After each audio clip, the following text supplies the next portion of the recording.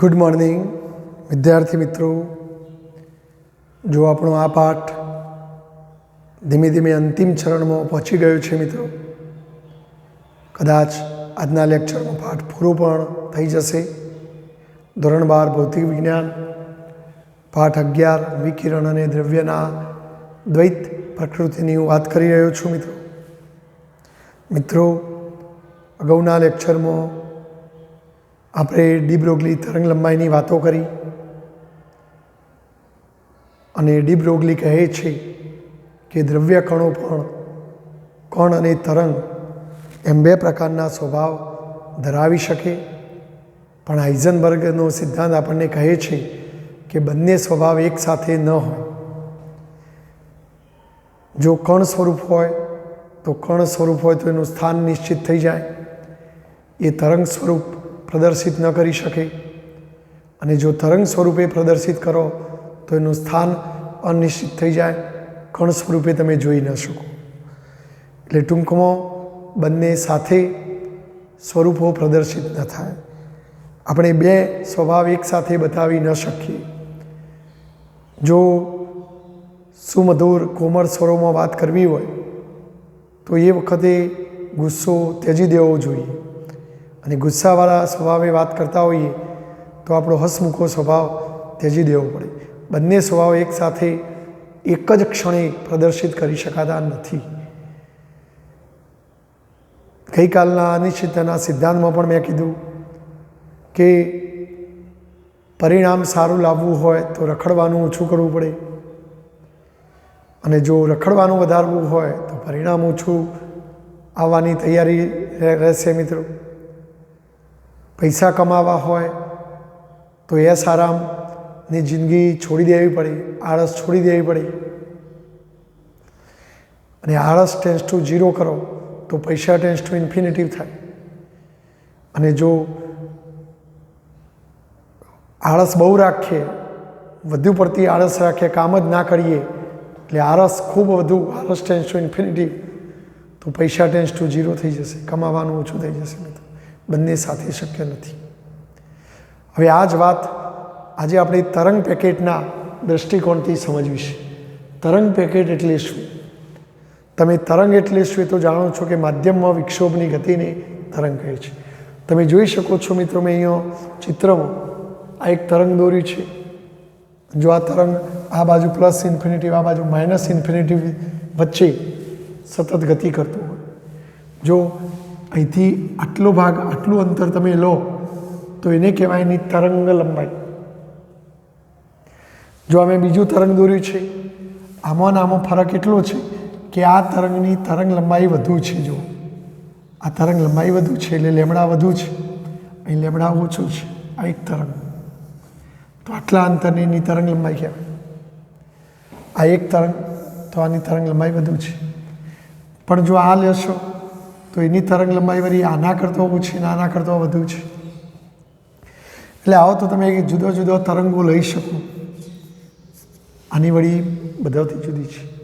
પણ જો એક જ તરંગ તમે દોરશો તો એક જ તરંગ માટે તરંગ લંબાઈ લેમડાનું મૂલ્ય નિશ્ચિત હોય, પણ એક જ તરંગ કદાપી આવું સ્થિર ના હોય, સતત ગતિ કરતું હોય, એટલે એનું સ્થાન અનિશ્ચિત થઈ જાય। પણ જો તમારે તરંગને સ્થિર કરવું હોય તો આપણે 11મા ધોરણમાં સ્થિત તરંગ, તદુપરાંત સ્પંદની ઘટના ભણેલા કે જેમાં એકથી વધુ તરંગોનું સંપાતીકરણ કરતા હતા। બે કે બેથી વધુ તરંગો ભેગા કરો અને તમે યાદ કરો, તરંગો ભેગા કરવાથી સ્થિત તરંગ પણ મળતું હતું। સ્થિત તરંગ એટલે સ્થિર તરંગ, જાણે કે માધ્યમમાં સ્થિર ભાત ઉપજાવે, અને સ્થિર ભાત ઉપજાવે, સ્થિર જગ્યા થઈ જાય તો એનું સ્થાન નિશ્ચિત બનાવી શકે। પણ એના માટે તમારે એકથી વધુ તરંગો ભેગા કરવા પડે, અને આવા તરંગો ભેગા કરો સંપાતીકરણ કરીને, અને એ જે રચના બને એને તરંગ પેકેટ કહેવાય। તો જો અહીંયા ઘણા બધા જુદી જુદી તરંગ લંબાઈઓવાળા, આ જુદી જુદી તરંગ લંબાઈવાળા મેં નમૂના રૂપે 4 દોર્યા છે। આપણા પુસ્તકમાં તો નમૂના રૂપે એક જ દોર્યું છે। તો આવા ઘણા બધા જુદી જુદી તરંગ લંબાઈઓવાળા તરંગોના સંપાતીકરણ કરવામાં આવે તો એમને લીધે મળતું પરિણામી તરંગ, જેને તરંગોનું પેકેટ કહેવાય. પેકેટ એટલે પડીકું. જેમ આપણે ચવાણાનું પડીકું, તો એમાં ઘણી બધી સેવો, ઘણા બધા ગોઠિયા, બુંદી, બીજું ત્રીજું પાપડી, આવું બધું ભૂકો બધું ભેગું કરેલું હોય અને આખું કોથળીમાં ભેગું કરો તો પડીકું થઈ જાય. એમ અહીંયા ઘણા બધા તરંગો ભેગા કરો તો આવું થઈ જાય મિત્રો, સ્થિર ભાત ઉપજાવી. અને આજે છૂટી છૂટી જગ્યામાં હતું એ સંકોચાઈની, જો તમને જાણે કે આટલા ભાગમાં તરંગ છે એવું લાગશે, એટલે પેલું સ્થાન જે પ્લસ ઇન્ફિનિટીથી માઇનસ ઇન્ફિનિટી વચ્ચે હતું એ ઘટીને ઓછી જગ્યામાં. તો આ તરંગોનું બધું મિક્સિંગ છે, જેને તરંગ પેકેટ કહેવાય. અને આ અલગ અલગ તરંગો છે. એટલે મિત્રો ઘણા બધા જુદી જુદી તરંગ લંબાઈઓવાળા તરંગોનું જો સંપાતીકરણ કરવામાં આવે તો એમને લીધે મળતું આવું પરિણામી તરંગ, અને આવા પરિણામી તરંગની તરંગ પેકેટ કહે છે.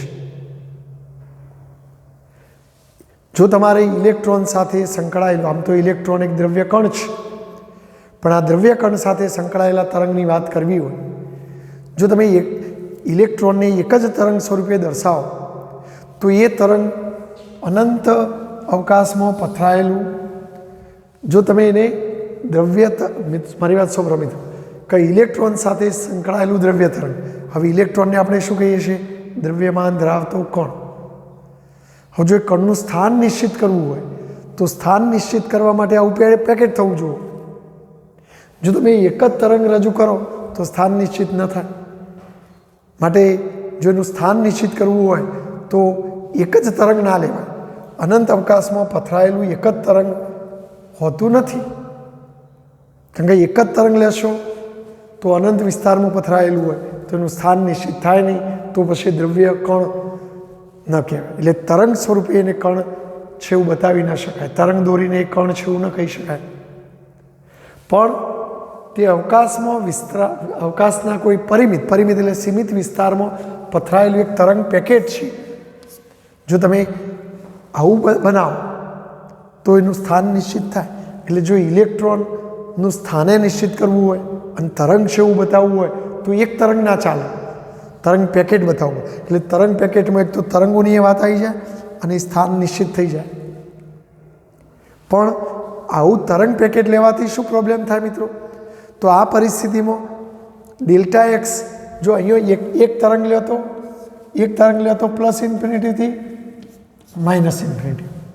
એટલે જો એક જ તરંગથી કણને રજૂ કરીએ, કણ એટલે આપણે ઇલેક્ટ્રોન રજૂ કરીએ, તો એક જ તરંગથી કણને ઇલેક્ટ્રોનને રજૂ કરીએ તો એનું સ્થાન પ્લસ ઇન્ફિનિટીથી માઇનસ ઇન્ફિનિટી વચ્ચે આવે, કારણ કે એક જ તરંગ સ્થિર ના હોય, ગતિ કરતું હોય. માટે સ્થાન અનિશ્ચિત થઈ જાય, સ્થાન અનિશ્ચિત. પણ જો એક જ તરંગ લે એટલે લેમડાનું મૂલ્ય કંઈક ફિક્સ હોય, અને લેમડાનું મૂલ્ય ફિક્સ તો વેગમાન પી બરાબર h અપોન લેમડા, કારણ કે લેમડા બરાબર h અપોન પી. હવે લેમડા ફિક્સ, આ ફિક્સ તો પી ફિક્સ, તો વેગમાન નિશ્ચિત થઈ જાય. એટલે એક જ તરંગથી કામ કરવા જઈએ છીએ તો સ્થાન અનિશ્ચિત, વેગમાન નિશ્ચિત બને. અને જો એકથી વધુ તરંગો ભેગા કરો તો આવું થાય, પેકેટ બની જાય. પણ તરંગ પેકેટમાં એકથી વધુ તરંગો ભેગા કર્યા તો પરિમિત જગ્યામાં એનું સ્થાન થઈ જાય, એટલે સ્થાન નિશ્ચિત બને, સ્થાન નિશ્ચિત. પણ એ પ્રોબ્લેમ શું છે કે તરંગ પેકેટ બનાવવા આવા તરંગો ભેગા કરે તો બધાની તરંગ લંબાઈઓ જુદી જુદી છે. માટે લેમડા જુદો તો પછી વેગમાન ફિક્સ ના થાય, તો વેગમાન અનિશ્ચિત,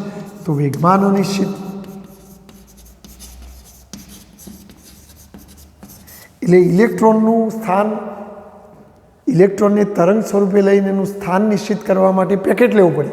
પણ પેકેટ લેવા જઈએ છીએ તો સ્થાન નિશ્ચિત થાય છે પરિમિત વિસ્તાર, પણ પેકેટ બનાવવા એકથી વધુ તરંગો ભેગા કરે એટલે લેમડાઓ જુદા છે, એટલે વેગમાન અનિશ્ચિત થઈ જાય. એટલે જો પાછું આ તરંગ પેકેટની વિભાવના પણ આપણા હાઇઝનબર્ગના અનિશ્ચિતતાને જ સમર્થન આપે છે. તો આમ તરંગ પેકેટના વર્ણન સાથે તમે ડી બ્રોગલીના સમીકરણ અને બોર્નના સંભાવનાત્મક અર્થઘટન પરથી હાઇઝનબર્ગના અનિશ્ચિતતાનો સિદ્ધાંત પાછો સમજી શકો. એટલે હાઇઝનબર્ગ જે કહેશે જ વાત આવી ઊભી રહી.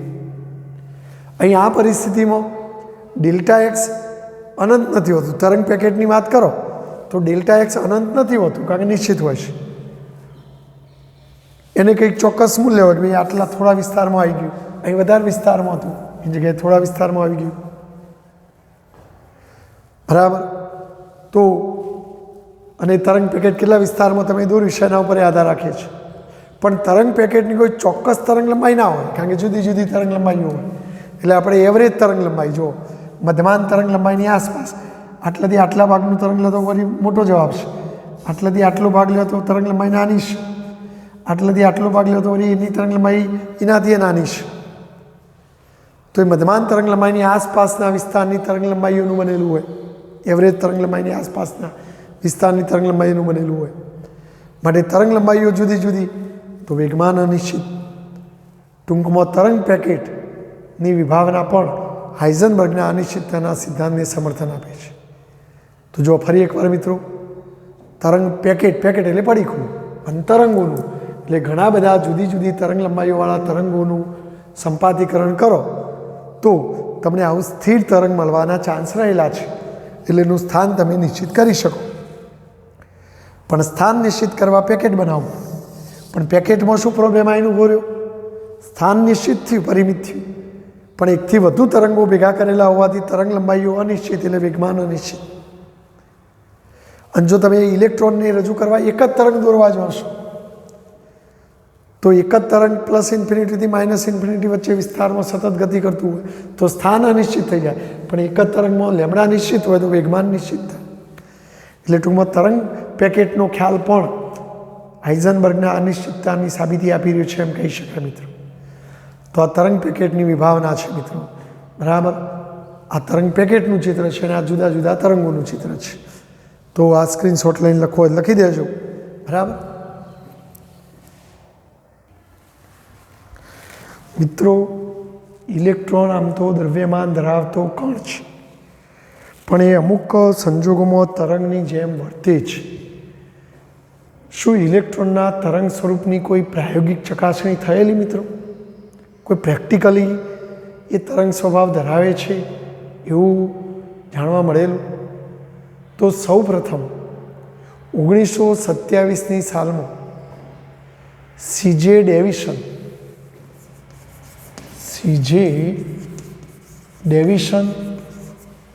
અને LH ગર્મર અને LH ગર્બર્ડ નહીં, ડેવિશન અને ગર્મર 1927ની સાલમાં ઈસવીસન 1927માં સીજે ડેવિશન અને LH ગર્મર નામના બે વૈજ્ઞાનિકોએ ભેગા મળી એક પ્રયોગ કર્યો અને એ પ્રાયોગિક રીતે ઇલેક્ટ્રોનના તરંગ સ્વરૂપની એમને પ્રાયોગિક ચકાસણી કરેલી. બેને ભેગા મળીને એના એક વર્ષ પછી 1928ની સાલમાં 1928માં જીપી થોમ્સન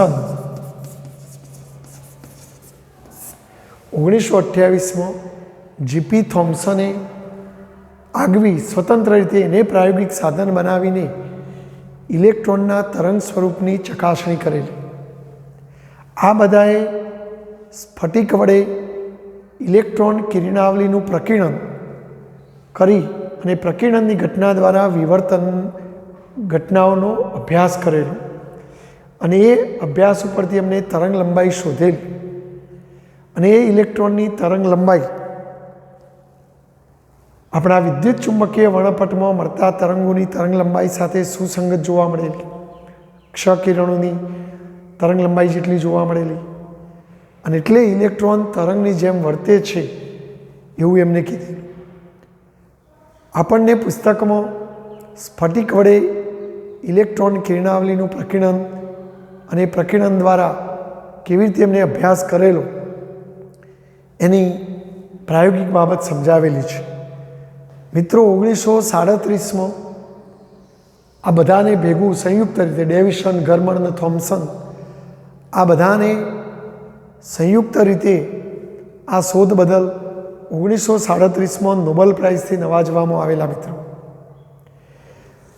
અહીંયા એમના પ્રયોગની રૂપરેખા કેવી હતી, જો મેં એડવાન્સમાં આકૃતિ દોરી છે સમય ના બગડે એટલા માટે, અને પ્રાયોગિક સાધનનું વર્ણન હું પહેલાં તમને સમજાવી લઉં. આ એક શૂન્યાવકાશિત કરેલ પાત્ર છે જેને નિર્વાત ચેમ્બર કહેવાય. અંદરથી પાત્ર બનાવી અંદરથી બધી હવા ખેંચી લેવાની. અહીં સામે નિકલનો સ્ફટિક ગોઠવેલો છે. અહીંયા ટંગસ્ટન ધાતુનો ફિલામેન્ટ છે. મિત્રો ટંગસ્ટન ધાતુનો ફિલામેન્ટ છે જેના ઉપર બેરિયમ ઓક્સાઇડનું આવરણ ચડાવેલું હોય છે, જેથી ફિલામેન્ટ બહુ ગરમ થઈને ખવાઈ ના જાય. અને એ ફિલામેન્ટને ઓછા વોલ્ટેજવાળી એક બેટરી સાથે જોડી લો ટેન્શન એટલે ઓછું વીજ દબાણ, તો આ ટંગસ્ટનનો ફિલામેન્ટ છે એના ઉપર બેરિયમ ઓક્સાઇડનું આવરણ ચડાવેલું હોય છે. તેને નીચા વોલ્ટેજવાળી બેટરી વડે આ ફિલામેન્ટને ગરમ કરવામાં આવે છે. ફિલામેન્ટ ગરમ થાય તો જે ઉષ્મા ઉર્જા ઉત્પન્ન થાય એ ઉષ્મા ઉર્જા ફિલામેન્ટમાં રહેલા ઇલેક્ટ્રોનને મળે, અને એ ઉર્જા એના વર્ક ફંક્શન જેટલી કે એનાથી વધુ થાય તો ફિલામેન્ટમાંથી ઇલેક્ટ્રોનનું ઉત્સર્જન થાય. તો આ ફિલામેન્ટમાંથી બધા ઇલેક્ટ્રોન ઉત્સર્જિત થશે. મિત્રો તો અહીંથી ઇલેક્ટ્રોન ઉત્પન્ન થશે. જો એને ઇલેક્ટ્રોન ઘન એવું નામ આપવામાં આવશે. ઘન એટલે બંદૂક, જેમ બંદૂકમાંથી ગોળીઓ છૂટે ઢીશું ઢીશું, એમાં અહીંયા ઇલેક્ટ્રોન છૂટે છે એટલે એને ઇલેક્ટ્રોન ઘન કહેવાય. પણ આપણે આ રીતે આડાવડા ઇલેક્ટ્રોન જવા નથી દેવા. આપણે ઇલેક્ટ્રોનની પાતળી કિરણાવલી બનાવી છે. તો આ ઇલેક્ટ્રોનોના માર્ગમાં એક કાણાવાળો નળાકાર ગોઠવવામાં આવે છે. મિત્રો આવું એક નળાકાર, અને એ નળાકારની અંદર અહીંયા હોલ પાડેલું હોય છે કાણું, આ એની અક્ષ બની. અને આ જે છે તમે જુઓ ઊંચા વોલ્ટેજવાળી બેટરી અહીંયા જોડી, બે બેટરીઓ ભેગી કરી છે હાઈ ટેન્શન, અને આ એનો ધન ધ્રુવ અહીં ધન ધ્રુવ છે એટલે અહીંયા ધન ધ્રુવનું કનેક્શન કરેલું છે. એનો મતલબ કે આ ધન બનશે, આખો નળાકાર ધન બનશે. અને ધન શું કરે? ઋણને આમ આકર્ષે. આ ધન છે, ઇલેક્ટ્રોન બધા ઋણ હોય અને ધન ઋણને આમ આકર્ષે એટલે ઇલેક્ટ્રોનના વેગમાં વધારો કરે, ઇલેક્ટ્રોનને પ્રવેગિત કરે. પણ જો એ બધા ઇલેક્ટ્રોન દોડતા એકદમ આવે તો જે ઇલેક્ટ્રોન અહીંયા ધાતુને ટકરાશે એ તો અહીં થઈ નહીં પહોંચી જવાના, પણ જે આ કાણાની લાઈનમાં આવશે એ ધાતુ પર ન જતો પ્રવેગિત થઈને સીધા આમ નીકળી જશે. અને એવા બધા ઇલેક્ટ્રોનો આમ કાણામાં થઈને આમ નીકળી જશે અને આપણને ઇલેક્ટ્રોનનું સોકડું કિરણદંડ મળશે. અહીંયા તમે જો આખો નળાકાર 3D દોરવાના બદલે આમ દોરેલો છે, અહીંયા કાણું રાખેલું છે, અહીંયા કાણું રાખેલું છે. તો એ કાણાવાળો નળાકાર છે મિત્રો, એનોડ કહેવાય, ધન ધ્રુવ સાથે જોડાયેલો છે અને ઇલેક્ટ્રોનને પ્રવેગિત કરવાનું કામ કરશે. તો આમ ફિલામેન્ટમાંથી ઉત્સર્જિત થયેલા ઇલેક્ટ્રોનને ઇચ્છિત વેગથી પ્રવેગિત કરવો છે. જો તમે આ બેટરીનો વોલ્ટેજ વધારે રાખશો, જો આ બેટરીનું વોલ્ટેજ V વધુ તો આ ધ્રુવની શક્તિ વધુ, અને W બરાબર VQ યાની કે VE તો આપણા ઇલેક્ટ્રોનનો વીજભાર E હોય અને આ ધ્રુવની શક્તિ V હોય તો આટલી ઉર્જા એને મળે. જો V વધુ રાખશો તો આ ઉર્જા વધુ, અને જો V ઓછો રાખશો તો ઉર્જા ઓછી. ઓછી ઉર્જાથી આમ ખેંચાય તો વેગ ઓછો, અને V વધુ રાખશો તો વધુ ઉર્જાથી આમ ખેંચાય તો તાકાતથી ખેંચાય તો વેગ વધુ. તો આપણે ઈચ્છિત વેગથી પ્રવેગિત કરવા માટે ઊંચા વોલ્ટેજવાળી હાઈ ટેન્શન બેટરીનો વોલ્ટેજ લગાડવામાં આવે છે. અને આ બધા ઇલેક્ટ્રોન પૈકી આ જે કાણા છિદ્રો છે એ છિદ્રોવાળા નળાકારમાંથી નળાકારની અક્ષની દિશામાં જે ઇલેક્ટ્રોન આવતા હશે એ જ પસાર થશે, અને પસાર થઈને આપણને સોકડી કિરણાવલી મળશે જેને આપણે ઇલેક્ટ્રોનનું કિરણપુંજ કહીશું. કિરણપુંજ એટલે ઇલેક્ટ્રોનનું ટોળું, અને ઇલેક્ટ્રોનનું જાણે કે કિરણ બન્યું. ઘણા બધા ઇલેક્ટ્રોન આમાં આવતા હોય બધા, અને આમ ઇલેક્ટ્રોન કિરણાવલી, ઇલેક્ટ્રોન બીમ, ઇલેક્ટ્રોન કિરણપુંજ આવા બધા શબ્દોથી આપણે ઓળખી શકીએ. અને એ કિરણપુંજ જે અહીંથી ગતિ કરીને સામે ગોઠવેલા નિકલના સ્ફટિક ઉપર આઘાત કરવામાં આવે છે। હવે નિકલના સ્ફટિકમાં અસંખ્ય પરમાણુ હોય મિત્રો, અને આપણા ઇલેક્ટ્રોન આવીને આ જુદા જુદા પરમાણુને ટકરાય અને ટકરાઈને જુદી જુદી દિશામાં ઇલેક્ટ્રોન આમ ફંગોળાય। જો આપણા કેટલાક ઇલેક્ટ્રોન આમે જતા હોય, કેટલાક આમે જતા હોય, કેટલાક આમે જતા હોય, કેટલાક આમે જતા હોય, તો અહીંયા જો નમૂના રૂપિયા અહીંયા થઈને આમ જતો બતાવ્યો છે, તો આ પ્રકીર્ણન પામીને અથવા વિવર્તિત ઇલેક્ટ્રોન કિરણપુંજ આમ જતું બતાવ્યું છે મેં મિત્રો। અને સ્ફટિકના પરમાણુઓ દ્વારા આ બધા ઇલેક્ટ્રોન બધી જ દિશાઓમાં પ્રકેરિત થયો, આમે જાય, આમે જાય, આમે જાય, બધી બાજુ જાય, બરાબર, બધી જ દિશાઓમાં પ્રકેરિત થાય છે। આપેલ દિશામાં પ્રકીર્ણન પામેલા ઇલેક્ટ્રોન બીમની તીવ્રતા માપવા માટે અહીંયા ડિટેક્ટર રાખવાનું, ડિટેક્ટર ઇલેક્ટ્રોનને શોધી કાઢનારા, તો ઇલેક્ટ્રોન ભેગા કરવાના। અહીંયા તમે જો એક કલેક્ટર ગોઠવેલો છે, તો આ દિશામાં જે ઇલેક્ટ્રોન આવશે એ કાણામાં થઈને અહીં કલેક્ટરમાં ભેગા થશે, અને એ કલેક્ટરને ગેલ્વેનોમીટર સાથે જોડેલો છે। જો અહીં આ દિશામાં આવતા ઇલેક્ટ્રોનની સંખ્યા વધુ હશે તો ગેલ્વેનોમીટરમાંથી વધુ ઇલેક્ટ્રોન પસાર થશે, એટલે ગેલ્વેનોમીટરનો દર્શક વધુ કોણાવર્તન બતાવશે, એટલે આવર્તન વધુ થશે, એટલે પ્રવાહ વધુ, અને જો પ્રવાહ વધુ મળે તો આ દિશામાં આવતા ઇલેક્ટ્રોનની સંખ્યા વધુ।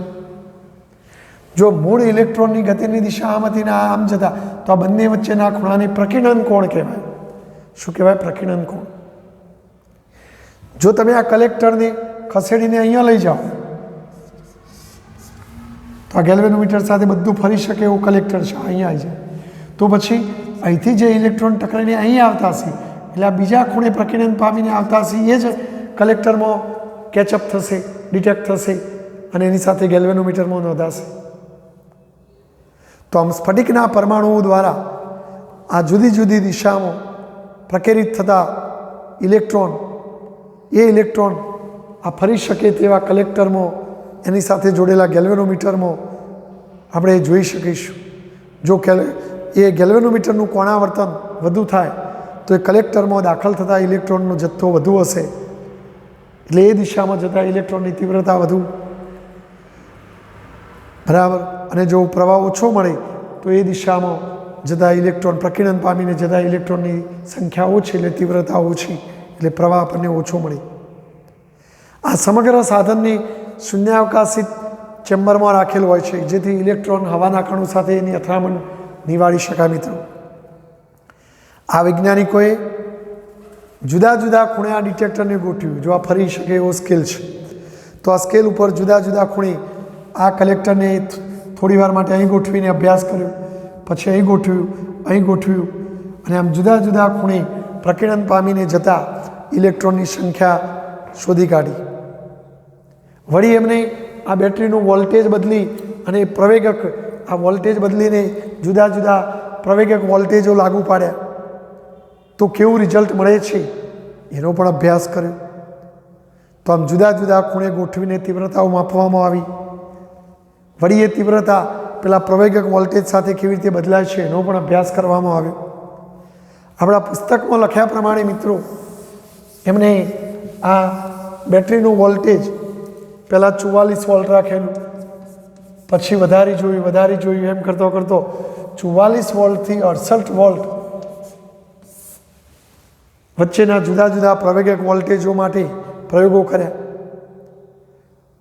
એમણે જોયું તો 54 વોલ્ટના પ્રવેગક વોલ્ટેજ માટે, 54 વોલ્ટનો પ્રવેગક વોલ્ટેજ, એટલે આ બેટરીનું વોલ્ટેજ 54 વોલ્ટ ગોઠવીને જ્યારે પ્રયોગ કરતા હતા ત્યારે 50 ડિગ્રીના ખૂણે, થીટા બરાબર 50 ડિગ્રીના ખૂણે પ્રકીર્ણન પામીને જતા ઇલેક્ટ્રોનની સંખ્યામાં સારો એવો ઉછાળો જોવા મળ્યો, ખૂબ વધુ માત્રામાં ત્યાં સંખ્યા જતી જોવા મળી, એટલે પેલા ગેલ્વેનોમીટરમાં કોણાવર્તન વધુ થતું છે, પ્રવાહ વધુ મળ્યો છે, એનો મતલબ કે એ દિશામાં આવતા ઇલેક્ટ્રોનની તીવ્રતા ખૂબ વધી જતી હશે।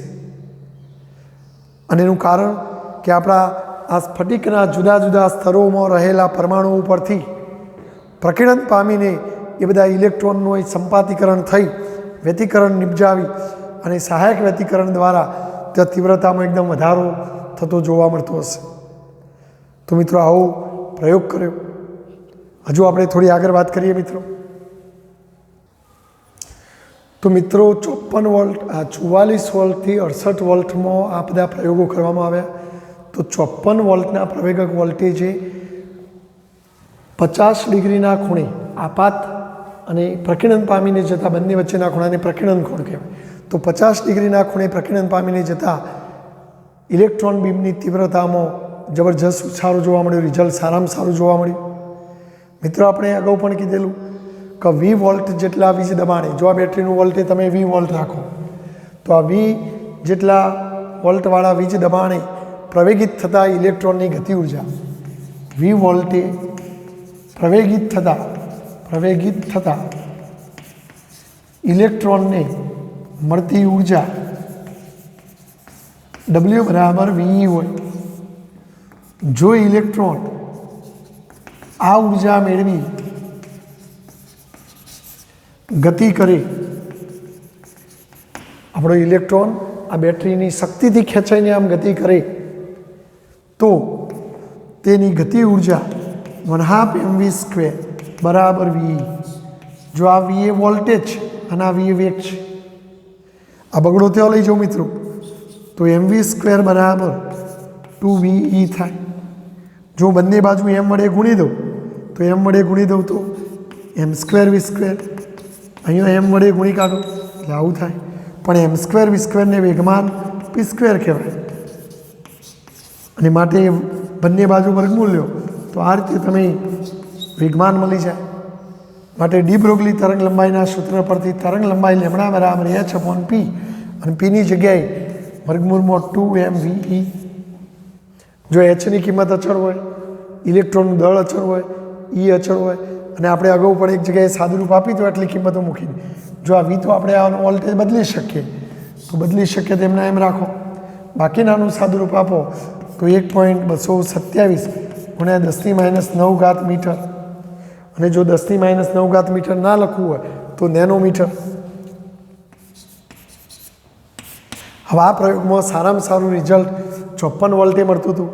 તો જો વી બરાબર 54 લઈને ગણતરી કરવામાં આવે તો એ વી 54 મૂકીને પ્રયોગની ગણતરી આ કેલ્ક્યુલેશન કરો મિત્રો તો આ જવાબ 0.167 નેનોમીટર આવતો હતો। આ જવાબ તમને આ પ્રયોગ દ્વારા મળેલો મિત્રો, એટલે આ પ્રાયોગિક રિઝલ્ટ મળ્યું। તો ઇલેક્ટ્રોનની આ પ્રયોગ દ્વારા મળેલી તરંગ લંબાઈ આટલી હતી, જે આપણે પેલા અન્ય કેટલાક દાખલાઓ ઉપરથી સૈદ્ધાંતિક રીતે પણ શોધેલી તરંગ લંબાઈ। તો સૈદ્ધાંતિક રીતે શોધેલી તરંગ લંબાઈ 0.165 નેનોમીટર હતી અને આ બધી તરંગ લંબાઈઓ ક્ષ કિરણોની નજીકના વિસ્તારમાં આવે છે, એટલે કે ક્ષ કિરણો વિદ્યુત ચુંબકીય તરંગો છે। તો આ તરંગની જેમ વર્તે તો જ એની તરંગ લંબાઈ હોય, બરાબર। તો આમ આ ઇલેક્ટ્રોનનું તરંગ સ્વરૂપ ધરાવે છે મિત્રો, જે આપણા ડી બ્રોગલીને અનુમોદન આપે છે કે દ્રવ્ય કણો પણ અમુક સંજોગોમાં તરંગની જેમ વર્તી શકે। તો અહીંયા ઇલેક્ટ્રોન છે, આ વાસ્તવમાં તરંગોની તરંગ લંબાઈ હોય પણ અહીંયા ઇલેક્ટ્રોનની આપણે તરંગ લંબાઈ ગણી અને એ સૈદ્ધાંતિક અને પ્રાયોગિક રીતે લગભગ સરખા જેવી આવે છે। તો અહીંયા ઇલેક્ટ્રોન આ પ્રયોગમાં તરંગની જેમ વર્તા હશે એવું કહી શકાય। મિત્રો ઈસવીસન 1989માં તાજેતરમાં, એટલે બહુ વર્ષો નથી થયા હજુ, ઈસવીસન 1989માં જેમાં આપણે પ્રકાશ માટે 2 સ્લિટના પ્રયોગથી સંપાતીકરણ કરી તીવ્રતા મહત્તમ મેળવતા હતા, એમ તાજેતરમાં ઇલેક્ટ્રોનના તરંગ સ્વરૂપનું પ્રાયોગિક નિર્દેશન પણ આવા 2 સ્લિટના પ્રયોગોથી કરવામાં આવેલું 1989માં। ઈસવીસન 1994માં ઇલેક્ટ્રોન કરતો લાખો ગણા ભારે એવા આયોડિનના અણુઓ, 1994ની સાલમાં ઇલેક્ટ્રોન કરતો લાખો ઘણા ભારે એવા આયોડિનના અણુઓ દ્વારા વ્યતિકરણની સલાખાઓ મેળવવામાં આવી। અને યાદ કરો આ વ્યતિકરણને બધું તો તરંગો સાથે સંકળાયેલી વાતો છે, પણ અહીંયા આ બધા કણોથી પણ આવું વ્યતિકરણ થઈ શક્યું, એનો મતલબ કે એ સંજોગોમાં કણો તરંગની જેમ વર્તતા હશે। ઇલેક્ટ્રોન માઇક્રોસ્કોપ, આપણું આધુનિક ઇલેક્ટ્રોન માઇક્રોસ્કોપ, જેમાં ઇલેક્ટ્રોનના તરંગ સ્વરૂપનો જ ઉપયોગ કરવામાં આવે છે મિત્રો, અને એનો ઉપયોગ કરીને ઊંચી ભેદન શક્તિ ધરાવતું ઇલેક્ટ્રોન માઇક્રોસ્કોપ બનાવેલું છે, જે આપણા દ્રશ્ય પ્રકાશવાળા માઇક્રોસ્કોપ પર તો ખૂબ જ ઊંચી વિભેદન શક્તિ ધરાવે છે। તો આમ ઇલેક્ટ્રોનનું તરંગ સ્વરૂપ બહુ અગત્યનું સાબિત થયેલું અને એના ફલ સ્વરૂપ ઇલેક્ટ્રોન માઇક્રોસ્કોપ જેવા સાધનો આપણે વિકસાવી શક્યા છે મિત્રો. તો અહીંયા આપણો આ પાઠ પૂરો થાય છે. આ પ્રશ્નો ખાસ બોર્ડમાં પૂછાયેલા નથી, બરાબર. તરંગ પેકેટ ને આ ડેવિએશન કરવાનું, પણ પેપર ભારે આવે એદાર આવા પ્રશ્નો પૂછી શકાય મિત્રો, બરાબર. તો અહીંયા આપણો પાઠ પૂરો થયેલો જાહેર કરીએ છીએ. સ્વાધ્યાયના દાખલા પણ તમને ગણાવી દીધા છે, ઉદાહરણ પણ ગણાવી દીધો છે. તમારી રીતે OMR જોવાનો મિત્રો, OMRમાં મહાવરો કરતા રહેજો, જેથી ગુજકેટ, નીટ, JEEની પરીક્ષાઓમાં તમને સરળતા રહે. આ પાઠ નાનો પાઠ છે, સરળ પાઠ છે મિત્રો. ક્વોન્ટમ મિકેનિક્સ આમાં આવેલું છે એમ કહી શકાય, બરાબર. ભારત માતા કી જય.